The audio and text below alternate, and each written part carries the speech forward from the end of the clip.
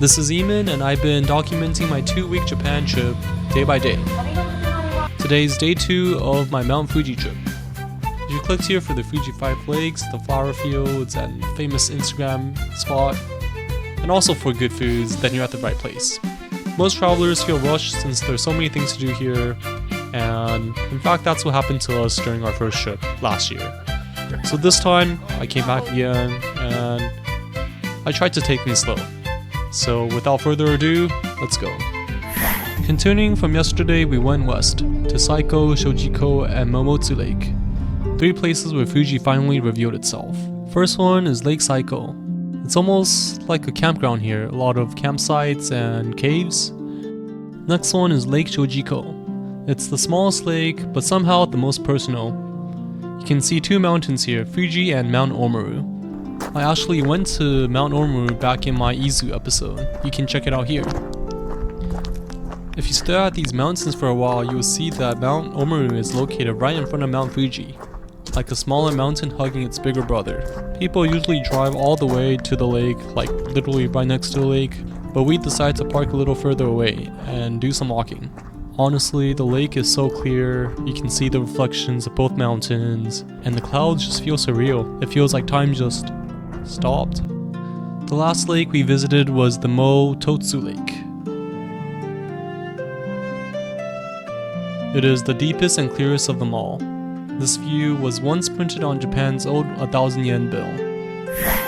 We stopped by a mountain lodge called Koan Hokan for lunch, and tried their hoto, thick noodles and miso broth. It is a Mount Fuji specialty. If you come to Mount Fuji, you have to try it.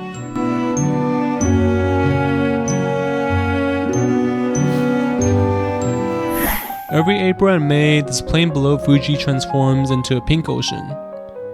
The Shibazakura Festival. Shibazakura literally means lawn cherry blossoms, but they're not cherry trees at all. They're tiny moss fox flowers that blanket the ground like soft carpet of pink, purple, and white. Mainly pink though. More than 500,000 of them bloom here, framing Fuji in a distance like a painting that only exists for a few weeks each year.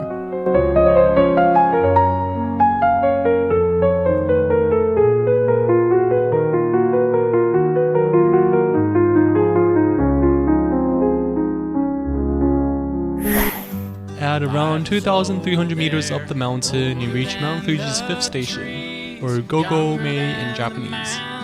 There are 10 stations on Fuji's main climb route, and the first at the base, and 10th at the summit. This midpoint is where most people stop to rest, breathe in thin air, and decide whether to keep going.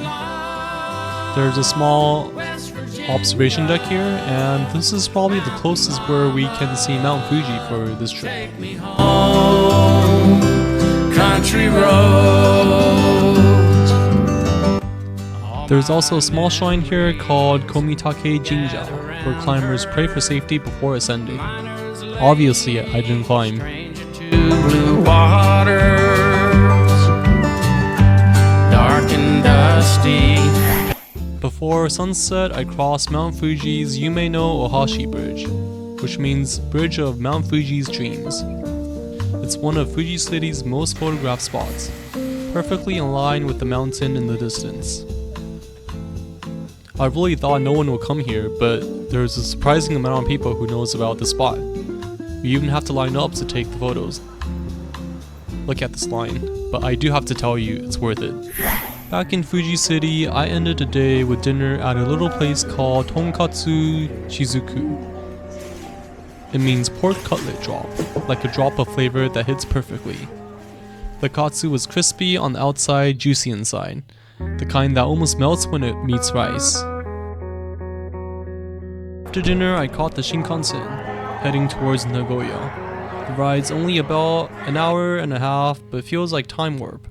One moment you're watching Fuji disappears in the distance, the next city lights are racing by. It's always bittersweet. Leaving a place like that finally slows you down, knowing next stop would speed everything up again. See you guys at Nagoya. Peace out.